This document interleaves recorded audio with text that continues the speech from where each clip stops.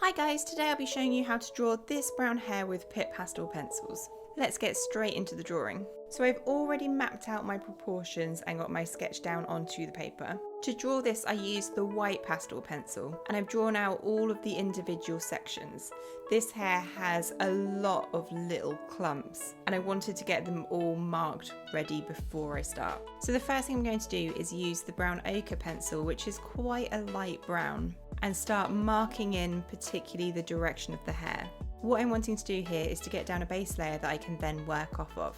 I'm working in flicking motions going in the direction of that hair to try and create that hair-like texture, but I'm being quite rough at this point. Once I've got that all marked in, I'm going to work through a few browns to start building up some of the shadowed areas. So I'm going to start with the vista, which is a similar brown to the burnt ochre, but a little bit darker. And then I'm also going to add in the Van Dyke brown and the walnut brown.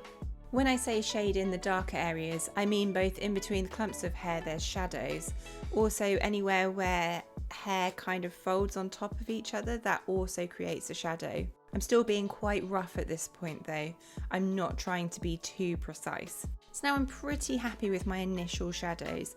I'm going to move on and start adding in some highlights, and I'm just using the white pencil for this. I want to use it anywhere where I want there to be a shine, regardless of if I want the shine to be a very light shine or a slightly darker shine. I'm using the white in that area. And as a result, when I'm done with this, it all looks quite blindingly bright, but that's fine. What I'm going to do on top of this now is I'm actually going to use a light pink. I'm going to use the light flesh. I'm going to use that on top of the white to tone down the white. The reason for putting down the white first is because it makes the pink far more vibrant than if I had have just gone straight in with the pink. I'm going to move back onto the top of the head now, and partly because of the light and partly because the top of the head is a little bit out of focus, it kind of looks a bit grey. So I'm going to use this sort of medium grey, and on the top of the head I'm going to start shading and again following the direction of the hair coming down. I am also going to add some on the side of the hair on both sides, which will help give it some depth. Now back to the darker values, they're not as dark as I would like them to be. So I'm going to use the dark sepia pencil now and really deepen them down, going over the top of the darkest bits of what I've already done. So now I'm happy with my base layer of pastels.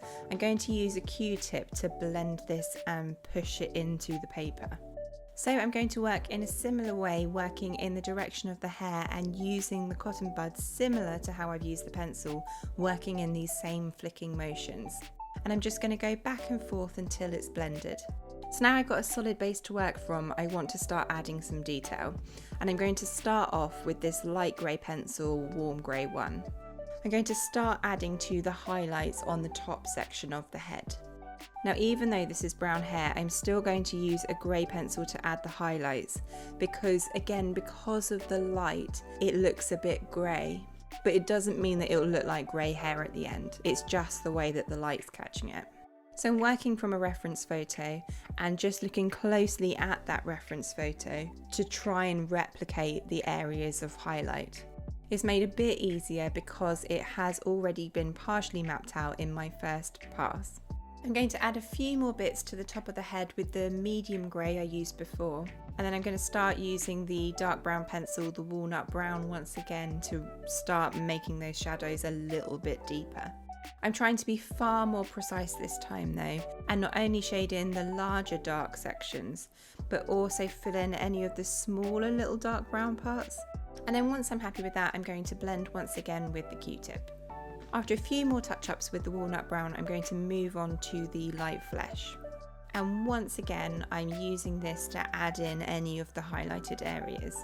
A lot of the highlights in the reference photo that I'm working from does have this pink hue to it.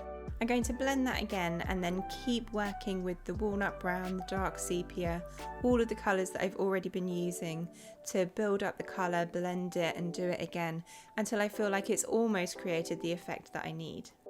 At this point I want to add in some ivory and get in the really bright highlights. The ivory is a very, very light cream colour, almost white but not quite.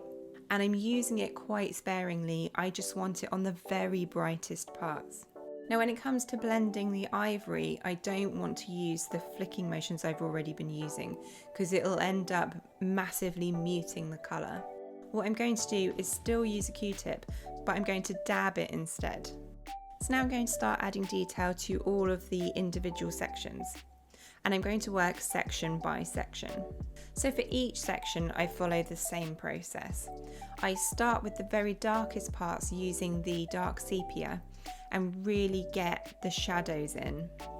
And then I move on to the Van Dyke brown and start shading over the top of it to make it more of a dark brown rather than dark sepia is almost black, I would say. Once I've got those darkest parts in, I move on and start refining some of my midtones with the vista.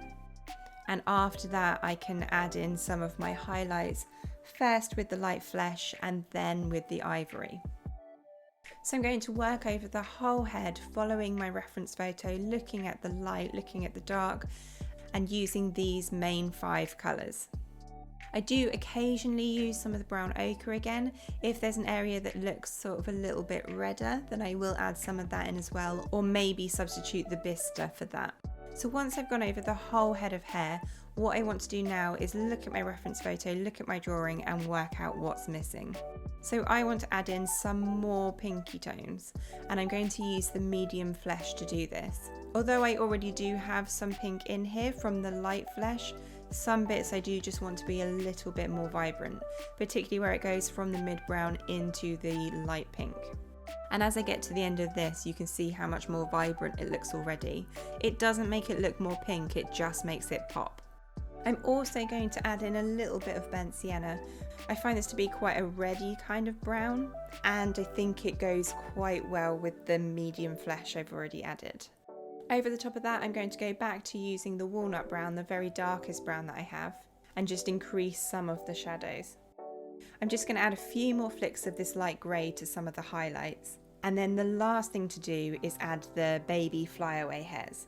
Flyaway hairs are very important to add to create realistic hair. So I'm back to using the ivory pencil, and I'm very lightly just putting on some little flicks of colour, very thin flicks of colour, going in random directions. Now it helps to look at your reference photo to see which direction these should go. Not that you're trying to perfectly copy it, but it's hard to be very random. So it does help to have a bit of a guide. So I'm going to work my way around the hair, putting in these little flicks. And then when I finish that, they are a little bit more vibrant than I want them to be. So just like earlier, I'm going to use my Q-tip and gently dab on top of them. It doesn't make them disappear, but it does reduce the vibrancy. And that is it. I hope you found this video helpful. If you did, give it a like, and don't forget to click the subscribe and the notify bell so you never miss an art tutorial. Happy drawing, guys. I'll see you in the next one.